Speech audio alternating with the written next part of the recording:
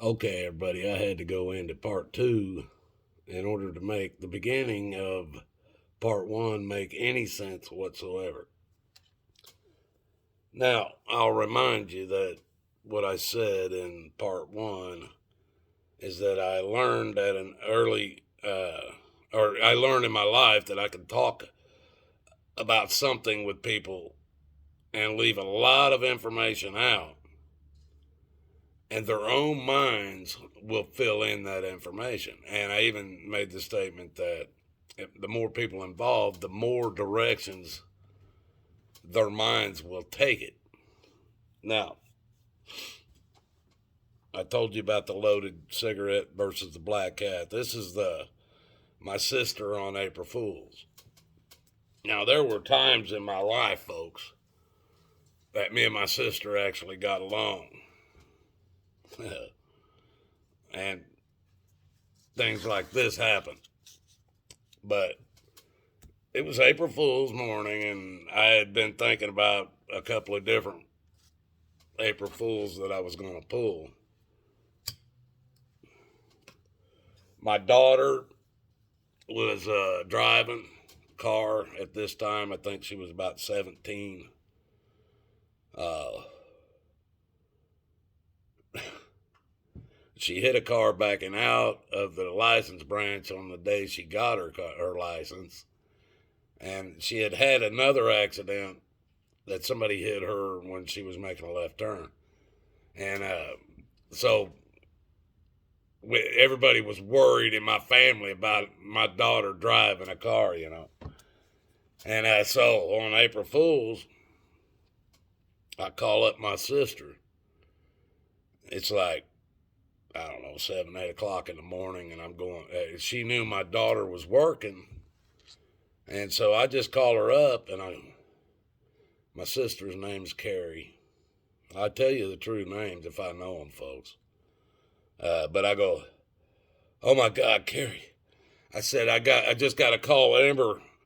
Oh shit. She's driving down the interstate.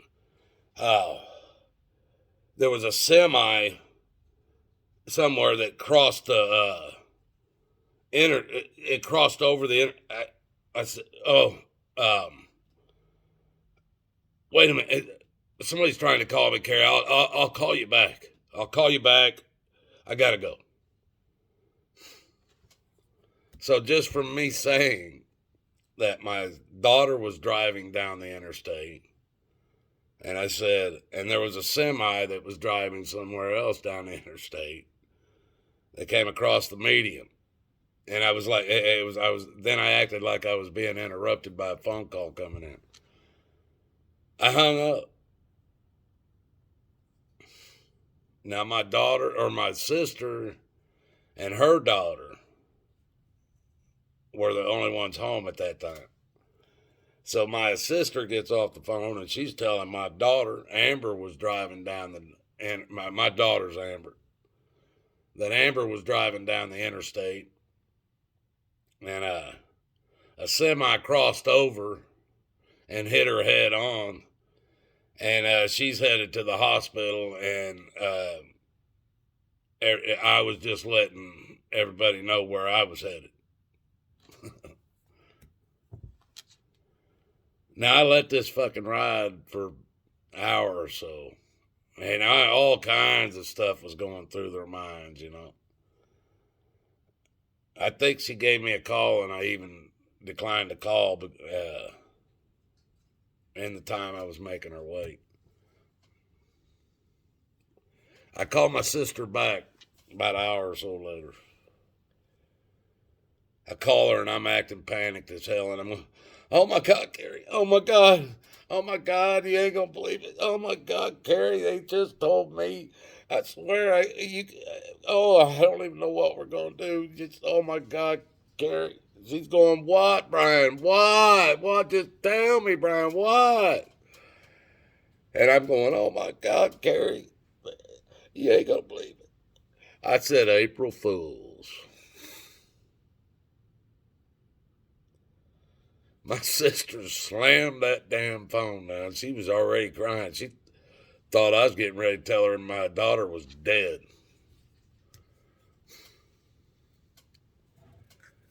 She didn't talk to me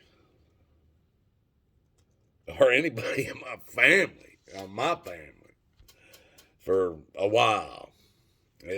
She was bent, buddy. She was bent.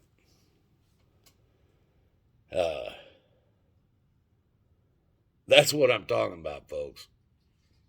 That you can say certain things to some people and let their minds do the rest. This is what the government does to you. This is what the news stations, the networks do to you. This is what these large channels that just pump all this crap constantly, everything that the damn government and all these people want you to know. These big channels that help push that shit. That's all they're doing, folks. They're telling you enough information to get you to draw your own conclusions in your own fucking heads without any fucking facts. That's why when somebody asks you a fucking real honest question about the way you believe something, you don't even have a way to fucking answer it because you don't even know why you fucking believe it. This is how they keep you in the fucking state you were in. And until you can start living off of facts and not beliefs, ideologies, democracy is an ideology, gravity is an ideology, Big Bang Theory is an ideology, space is ideology. These things are all, until you can stop living off of ideologies and living off of the facts, you're going to be manipulated constantly by your own brain and the brainwashing your public school education puts you through. I hope you guys see this for what I'm saying. Now that you got to watch 2 videos, I'm sorry about that. But this is the part that is pushing the point that I'm talking about in these 2 videos, folks. God loves you, folks. So do I. I try to show you these things so that you can see maybe there is something else other than just live for this earth, live for this world. This world, this time here isn't nothing. And if that's all you think you're worth, if you get 60, 50, 70, 30, 20, 10, however many years you get, that's all it's got, that's all it is. I don't know what to say, folks. This is just I'm picking up a beer and getting a bath, and I'm the fuck out of here. I'm not kidding you. There's nothing here other than my loved ones that keeps me, that even makes me want to be here. Other than that,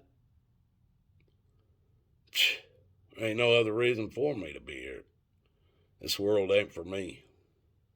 This is your world. Have at it. I'm just an outsider like I am in this town I live in. I'm just an outsider looking in, trying to make it through till I can get the hell out of here. You guys have a good day and good night. Hope you guys enjoyed this, got something out of it. Probably not, though.